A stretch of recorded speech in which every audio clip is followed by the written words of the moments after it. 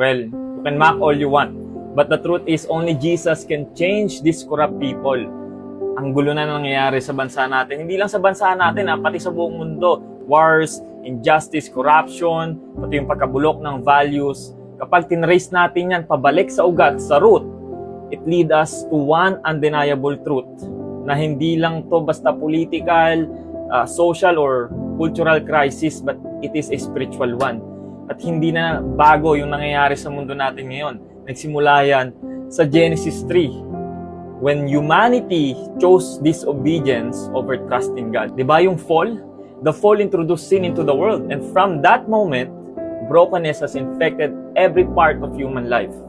Yung relationship natin, yung system natin, even creation itself. Kaya nga, di ba, kung magiging honest lang tayo, mga kapatid, kung magiging honest lang tayo, no amount of policy, of protest, or reform can cure the disease.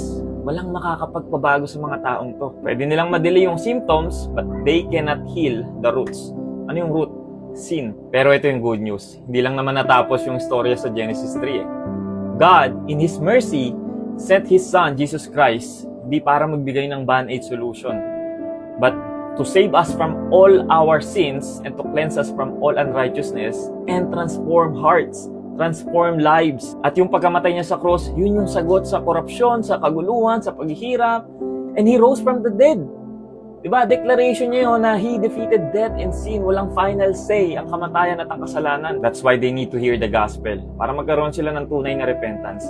They need a real encounter, a true encounter with the Lord. Sinabi na rin sa Bible yan Sin will be rampant everywhere, and the love of many will grow cold. Because only Jesus can give us the new heart we need. Amen?